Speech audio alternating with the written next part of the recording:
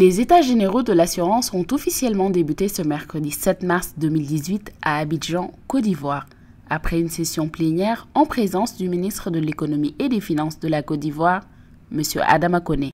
Après les discours d'ouverture du président de la FANAF, du secrétaire général de la CIMA et l'allocution d'ouverture du ministre de l'Économie et des Finances, ont débuté les travaux par une session introductive sur la problématique générale. Je suis M. Johnson Boa, président de l'Association des sociétés d'assurance de Côte d'Ivoire. J'ai décliné un plan stratégique sur une période de 5 ans, 2018-2022, pour faire passer le total de l'épargne collectée, le total des placements aujourd'hui à 2 000 milliards, à pratiquement 3 000 milliards. Je pense que c'est possible. Il suffit d'améliorer le taux de pénétration de l'assurance en le faisant passer de 1,6 pour atteindre cet objectif. Donc ce qui reviendrait à un accroissement de 10% par an à partir de 2019 jusqu'à 2022 pour réaliser cet objectif. C'est tout le sens de ces états généraux. Notre objectif, c'est d'améliorer le dispositif de règlement de sinistre. Et je pense qu'il y a plusieurs étapes à adresser. Je disais dans mon intervention que le Code donne 3 mois aux forces de l'ordre pour produire le PV. 3 mois, ça fait déjà 3 mois de retard. Si on arrive à réduire ce délai, si on arrive à réduire le nombre de papiers que les victimes doivent produire, parce que c'est essentiellement des populations économiquement faibles, je pense qu'on va pouvoir aller du côté des compagnies d'assurance. Je pense que c'est déjà réglé par l'article 329.3 qui augmente les fonds propres. Donc je pense que d'ici 2019, on va avoir des compagnies solides comme des marchés qui ont déjà appliqué ces réformes. Donc pour moi, cette question est déjà adressée. Il faut qu'on revoie les procédures. Je suis Jean-Claude Janson, je suis le président de la Fédération interafricaine des assureurs conseils qui regroupe donc tous les courtiers de la zone CIMA, 14 pays. Écoutez, dans ce qui nous était demandé par la CIMA, c'était de faire une critique de ce qui n'a pas marché, de tout ce qu'il y a eu comme entrave au développement de l'assurance dans notre zone. Donc la FIAC a travaillé pendant 2 jours pour valider la présentation que j'ai faite tout à l'heure. Et comme je l'ai souligné, nous avons des propositions à faire pour améliorer ce qui n'a pas marché. Mais écoutez, nos attentes, c'est qu'il y ait des décisions qui soient prises, qui vont permettre au secteur de l'assurance de repartir sur de nouvelles et de bonnes bases pendant au moins les 5 années à venir. Parce qu'il y a beaucoup de petites choses à régler. Si je veux me limiter à la profession qui est la nôtre, c'est-à-dire celle des courtiers, comme je l'ai dit dans mon propos, il y a une faiblesse de la formation, il y a une facilité d'accès à la profession. Il ne faut pas que le métier de courtier d'assurance, par exemple, devienne une façon de régler les problèmes de chômage dans nos pays.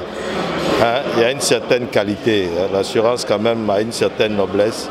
Il faudrait qu'on élève les niveaux à ce niveau-là, parce qu'il y a trop de vendeurs d'assurance qui gâtent notre nom, comme on dit vulgairement dans nos pays. Voilà. Cette année, les travaux se sont déroulés en parallèle à travers une série de panels portant d'une part sur la gestion du sinistre automobile et d'autre part sur la valorisation de l'assurance vie pour les consommateurs. Les panels sur l'assurance automobile ont notamment été très riches en interactions grâce à la participation des principaux acteurs concernés par ce secteur. Régulateurs, autorités judiciaires, présidents des associations des consommateurs des pays et assureurs ont posé ensemble le cadre de ce débat autour de riches échanges afin de résoudre la problématique de la prise en charge des sinistres par l'assurance automobile. Je suis Richard Lohé, président directeur général du groupe Activa et président du réseau Globus et accessoirement ancien président de la FANAF.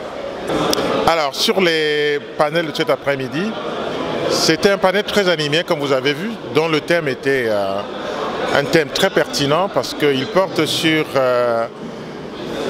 la nécessité de réinventer vraiment la méthode pour retrouver la confiance des clients, notamment en accélérant la cadence des règlements de sinistres.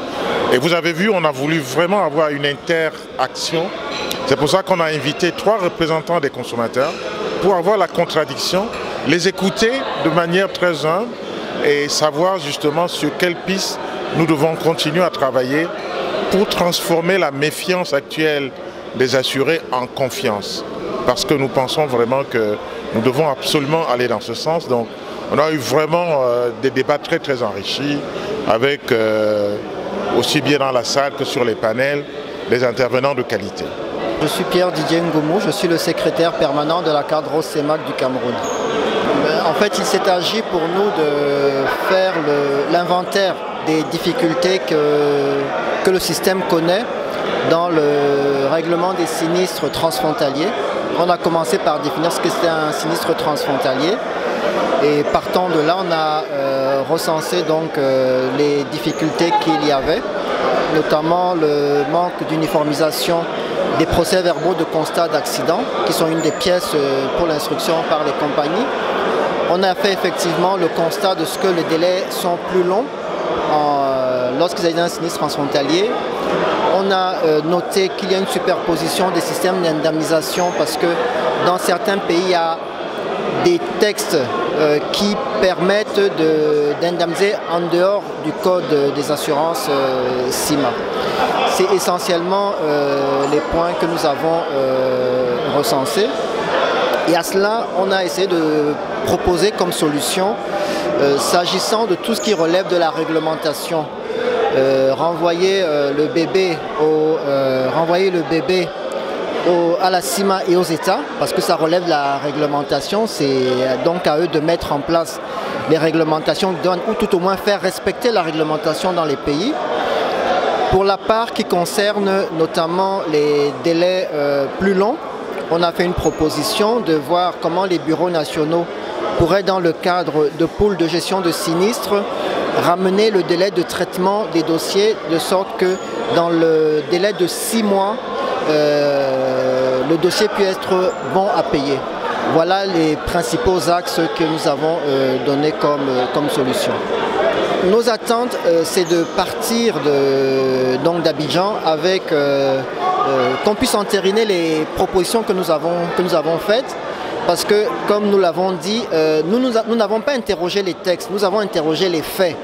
Parce que les usagers, même si on dit nul n'est censé ignorer la loi, les usagers ils ne connaissent pas forcément la loi. Mais ce qu'ils attendent, c'est que si j'ai pris une assurance, que je sois indemnisé.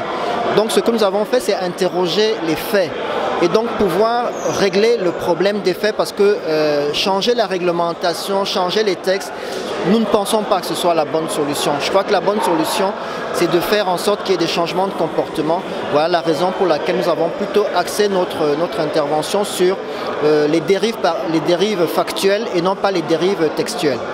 Mon nom c'est Winfred Kwesi-Doji, je suis le secrétaire général de la CAB CEDEAO. Bon, en bref, vous savez que les pays membres de la CEDEAO, il y a beaucoup d'activités commerciales, sociales entre ces 14 pays membres de la CEDEAO. Donc au cas d'accident, qu'est-ce qui se passe? Comment on peut régler? C'est le but, c'est l'objectif de la CAB CEDEAO. Donc la CAB CEDEAO est présente dans les 14 pays qui couvrent la CEDEAO pour gérer les sinistres transfrontaliers qui se déroulent dans le système de la CEDEAO. Donc en bref, c'est l'objectif de la CAB CEDEAO. En principe, il y a des questions des sinistres non payés, des sinistres non réglés.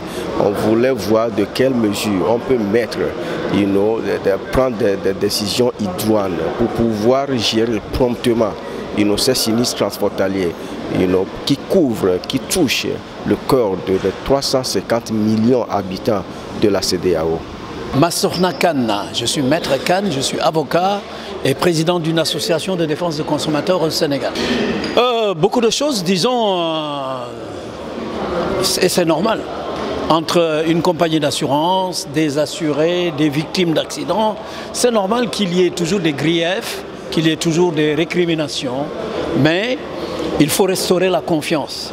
Et c'est heureux que la FANAF et la CIMA aient pensé organiser les états généraux des assurances et inviter les représentants des consommateurs pour savoir quels sont les problèmes auxquels ils sont confrontés. Il y a des problèmes aussi bien au niveau de la souscription de l'assurance pendant la durée de l'assurance et même à la fin de l'assurance. Alors si on veut restaurer, parce que c'est le thème de ces états généraux, restaurer la confiance des populations à travers l'assurance automobile, il faut que ça soit mieux géré. Il faut que les risques soient mieux gérés. D'abord que n'importe qui ne vende pas de l'assurance. Il faut des professionnels, il faut sécuriser le produit, il faut sécuriser les garanties. Mais on sait qu'il y a des gens qui vendent de l'assurance, qui captent les primes, ça n'arrive pas aux compagnies, ils délivrent des attestations, mais lorsqu'il y a un accident, il n'y a pas de contrat d'assurance. Donc là, il y a des choses à faire. Pendant la durée de l'assurance, lorsqu'il y a un accident automobile et qu'il y ait des dégâts matériels seulement, il y a beaucoup de problèmes, aussi bien au niveau de la constatation des accidents par les forces de police et de gendarmerie, mais également au niveau de la réparation. C'est-à-dire quand la compagnie d'assurance doit payer, elle ne paye pas toujours tout de suite. D'abord, il y a des problèmes d'expertise, et une fois l'expertise faite, il y a des problèmes au niveau de la garantie, au niveau des responsabilités et au niveau des paiements. Donc là aussi, il y a beaucoup de problèmes. Mais le plus grave, c'est quand il y a des dommages corporels. C'est-à-dire s'il y a des blessés ou des morts, c'est là où il y a vraiment le problème. Parce que le code ciment, qui régit les indemnités d'assurance, a tout barémisé. Donc il y a des barèmes partout. Il y a des barèmes au niveau de l'expertise, il y a des barèmes au niveau des responsabilités, il y a des barèmes au niveau des indemnités. Donc ça fait trop de barèmes et le résultat est que les gens ne sont pas indemnisés correctement. Les victimes ne sont pas indemnisées correctement. N'importe qui de nous peut être victime d'un accident de la circulation demain. Il peut avoir 30%, 50% d'IPP, c'est toujours un barème qu'on lui applique. Et au bout du compte, les gens ne sont pas intégralement indemnisés, comme ça se passe partout dans le monde, parce que c'est un droit de l'homme, quand vous subissez un accident, d'être indemnisé correctement. Et ce n'est pas le cas avec le code ciment. Et c'est pourquoi nous demandons à ce qu'il y ait une réflexion pour tendre à modifier, à rendre plus équitable ces indemnisations-là. Sabuddin Abdelkarim, directeur délégué de la Fédération marocaine des sociétés d'assurance et de réassurance. Alors, déjà, ce qu'il faut savoir, qu'on est dans le domaine du service. Quand on est dans le domaine du service, les griefs, ils resteront toujours. Sauf que chez nous au Maroc, je peux dire que notre système, notre image, s'est construite dans le temps. Je rappelle que notre première convention d'indemnisation directe, elle remonte à 1973. C'est vrai que nous sommes passés par des moments difficiles. Nous avions, nous aussi, une image ternie, des délais d'indemnisation qui n'étaient pas à la hauteur, aussi bien des autorités publiques que des consommateurs. Mais nous sommes passés par une phase d'assainissement et on peut aujourd'hui tirer une satisfaction globale. Satisfaction globale, on le voit d'abord dans les délais d'indemnisation. Délais d'indemnisation, on peut dire que, en toute modestie, humilité et aussi fierté, qu'aujourd'hui, un assuré qui a un sinistre matériel automobile, il peut se faire indemniser en 1 heure. Et c'est une vraie réalité ici au Maroc. Ce système, aujourd'hui, on essaie dans le cadre de co-développement avec certains marchés de la zone CIMA, de le transposer. C'est vrai, c'est une construction qui s'est faite dans le temps. Il faut beaucoup de travail, un travail entre les assureurs, mais avec aussi les régulateurs, les superviseurs, et parfois ça va au-delà. Il faut associer tout l'écosystème.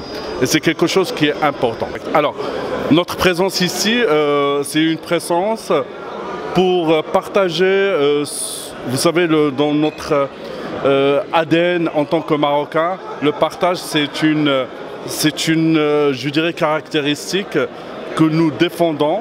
Et aujourd'hui, nous sommes dans une logique de coopération, transfert de savoir-faire.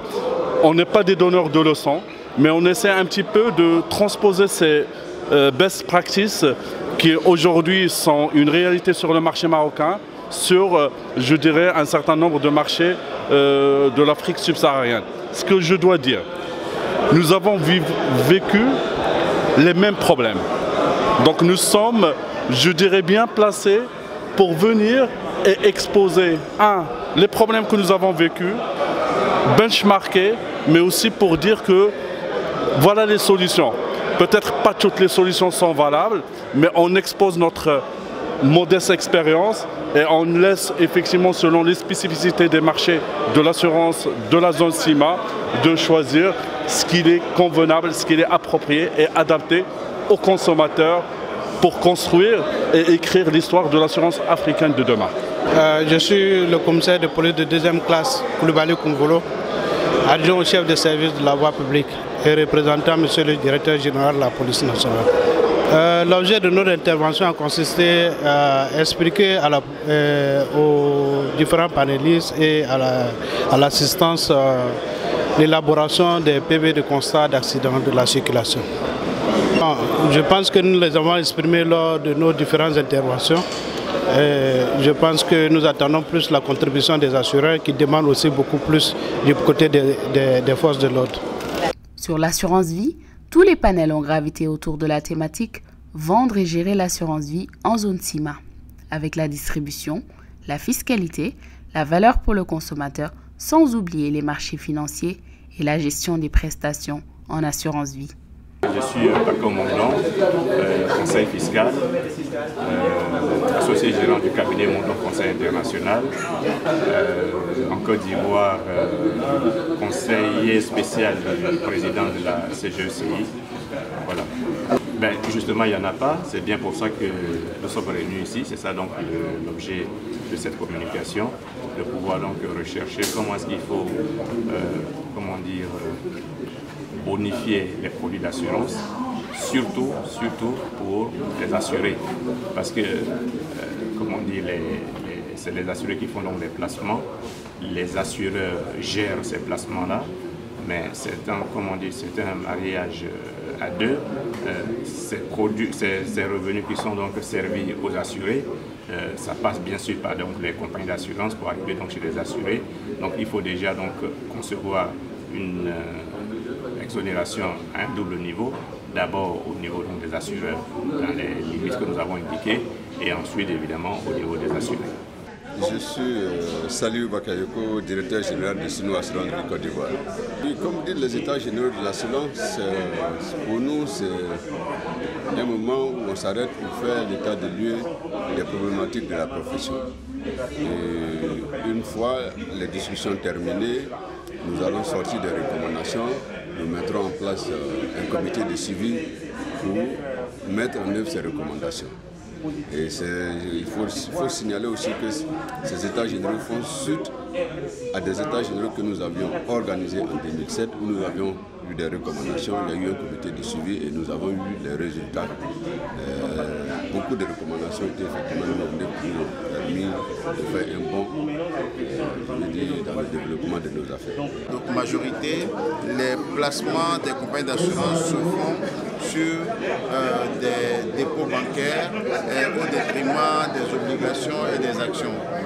Je crois que nous avons saisi l'occasion pour sensibiliser les compagnies d'assurance au fait de pouvoir investir davantage sur les instruments de marché pour augmenter la rentabilité de leur placement et redistribuer un bénéfice plus important aux assurés. Et nous avons saisi l'occasion également de parler avec les assureurs sur la nécessité de se faire coter à la bourse, de pouvoir ouvrir leur capital au public, de pouvoir se plier aux règles de transparence de marché, ce qui va forcément tisser une relation de confiance entre eux et le grand public.